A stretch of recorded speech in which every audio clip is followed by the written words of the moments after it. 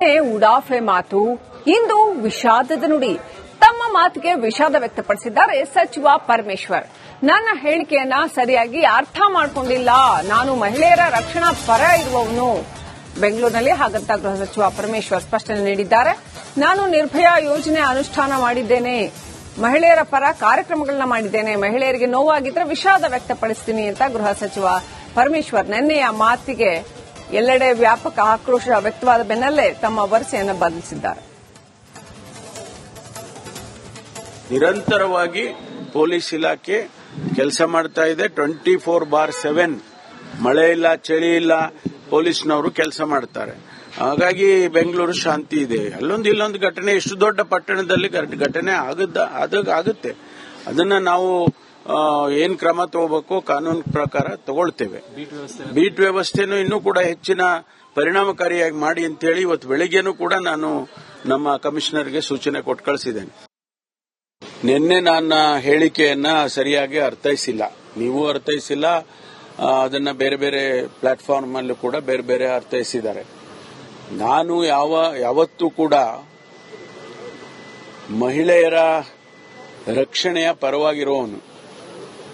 ನಾವು ಅನೇಕ ಕಾರ್ಯಕ್ರಮಗಳನ್ನು ನಾನು ಗೃಹ ಸಚಿವನಾಗಿ ಪ್ರತಿ ಬಾರಿ ಬಂದಾಗಲೂ ಕೂಡ ಅದು ನಿರ್ಭಯ ಕಾರ್ಯಕ್ರಮ ಇರಬಹುದು, ರಾಜ್ಯದಲ್ಲಿ ಅನೇಕ ರಾಜ್ಯಗಳಿಗಿನ್ನ ಹೆಚ್ಚು ನಾವೇ ನಿರ್ಭಯ ಹಣ ಖರ್ಚು ಮಾಡಿ, ರಾಜ್ಯ ಸರ್ಕಾರನೂ ಖರ್ಚು ಮಾಡಿ, ಇದಕ್ಕೆ ಕೇಂದ್ರ ರಾಜ್ಯ ಏನು ಎರಡೂ ನಾವು ನಿರ್ಭಯ ಕಾರ್ಯಕ್ರಮವನ್ನು ಅನುಷ್ಠಾನ ಮಾಡಬೇಕು ಅದನ್ನ ಮಾಡಿದ್ದೇವೆ.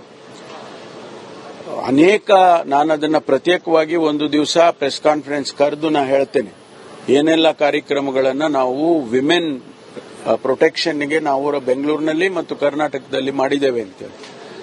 ಯಾವುದೋ ಒಂದು ಹೇಳಿಕೆಗೆ ಅದನ್ನ ತಿರುಚಿಬಿಟ್ಟು ನನ್ನ ಬಗ್ಗೆ ಮಾತನಾಡೋದು ಸರಿ ಕಾಣಿಸಲ್ಲ. ನಾನು ಅನೇಕ ಕ್ರಮಗಳನ್ನು ತಗೊಂಡಿದ್ದೇನೆ. ಮಹಿಳೆಯರು, ನಮ್ಮ ಸಹೋದರಿಯರು, ನಮ್ಮ ತಾಯಂದಿರು, ಅವರ ರಕ್ಷಣೆ ಆಗಬೇಕು ಅನ್ನುವ ನಂಬಿಕೆಯಲ್ಲಿ ಇರೋನು ನಾನು. ಹಾಗಾಗಿ ಇವತ್ತು ಯಾರಿಗೆ ಅದು ತೊಂದರೆ ಆದರೂ ಕೂಡ ಅದಕ್ಕೆ ನೇರವಾಗಿ ನಮ್ಮ ಇಲಾಖೆಯಲ್ಲಿ ಅನೇಕ ಜನರನ್ನ ಹೊಣೆ ಮಾಡಿದ್ದೇನೆ. ಹಾಗಾಗಿ ನನ್ನ ಹೇಳಿಕೆಯನ್ನ ತಿರುಚಿ ಹೇಳ್ತಕ್ಕಂಥದ್ದು ಆಗಬಾರ್ದು. ಒಂದು. ಎರಡನೇದು, ಅಂಥದ್ದೇನಾದ್ರೂ ಕೂಡ ಯಾರಿಗಾದ್ರೂ ಭಾರತೀಯ ಜನತಾ ಪಾರ್ಟಿಯವರು ರಾಜಕೀಯ ಮಾಡೋದು ಅವರಿಗೆಲ್ಲ ನಾನು ಹೇಳ್ತಾ ಇರೋದು ಈ ಮಾತನ್ನ, ನಮ್ಮ ಸಹೋದರಿಯರು, ತಾಯಂದಿರು ಯಾರಿಗಾದ್ರೂ ಕೂಡ ಈ ನನ್ನ ಹೇಳಿಕೆ ಅಕಸ್ಮಾತ್ ಏನಾದ್ರೂ ಅವರಿಗೆ ಮನಸ್ಸಿಗೆ ನೊಂದಿದ್ದಿದ್ರೆ ನಾನಾಗಿ ವಿಷಾದವನ್ನ ವ್ಯಕ್ತಪಡಿಸ್ತೇನೆ. ಉಡಾಫೆ ಮಾತು ಇಂದು ವಿಷಾದದ ನುಡಿ.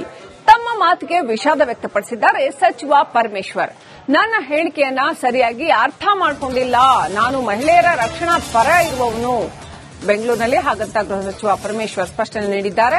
ನಾನು ನಿರ್ಭಯಾ ಯೋಜನೆ ಅನುಷ್ಠಾನ ಮಾಡಿದ್ದೇನೆ, ಮಹಿಳೆಯರ ಪರ ಕಾರ್ಯಕ್ರಮಗಳನ್ನ ಮಾಡಿದ್ದೇನೆ, ಮಹಿಳೆಯರಿಗೆ ನೋವಾಗಿದ್ರೆ ವಿಷಾದ ವ್ಯಕ್ತಪಡಿಸ್ತೀನಿ ಅಂತ ಗೃಹ ಸಚಿವ ಪರಮೇಶ್ವರ್ ನಿನ್ನೆಯ ಮಾತಿಗೆ ಎಲ್ಲೆಡೆ ವ್ಯಾಪಕ ಆಕ್ರೋಶ ವ್ಯಕ್ತವಾದ ಬೆನ್ನಲ್ಲೇ ತಮ್ಮ ವರಸೆಯನ್ನು ಬದಲಿಸಿದ್ದಾರೆ.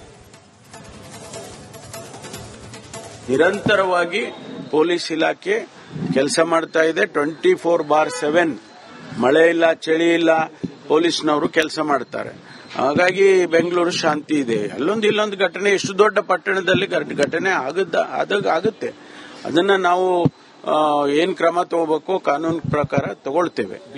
ಬೀಟ್ ವ್ಯವಸ್ಥೆನೂ ಇನ್ನೂ ಕೂಡ ಹೆಚ್ಚಿನ ಪರಿಣಾಮಕಾರಿಯಾಗಿ ಮಾಡಿ ಅಂತ ಹೇಳಿ ಇವತ್ತು ಬೆಳಿಗ್ಗೆನೂ ಕೂಡ ನಾನು ನಮ್ಮ ಕಮಿಷನರ್ಗೆ ಸೂಚನೆ ಕೊಟ್ಟು ಕಳಿಸಿದ್ದೇನೆ.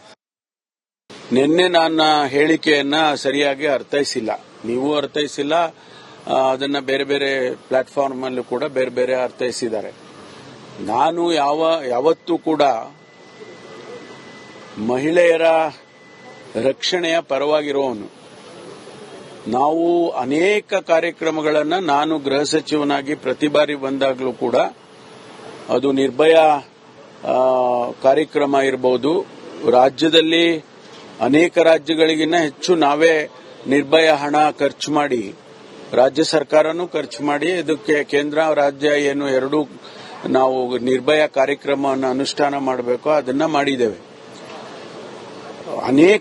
ನಾನು ಅದನ್ನ ಪ್ರತ್ಯೇಕವಾಗಿ ಒಂದು ದಿವಸ ಪ್ರೆಸ್ ಕಾನ್ಫರೆನ್ಸ್ ಕರೆದು ನಾ ಹೇಳ್ತೇನೆ ಏನೆಲ್ಲ ಕಾರ್ಯಕ್ರಮಗಳನ್ನ ನಾವು ವಿಮೆನ್ ಪ್ರೊಟೆಕ್ಷನ್ಗೆ ನಾವು ಬೆಂಗಳೂರಿನಲ್ಲಿ ಮತ್ತು ಕರ್ನಾಟಕದಲ್ಲಿ ಮಾಡಿದ್ದೇವೆ ಅಂತೇಳಿ.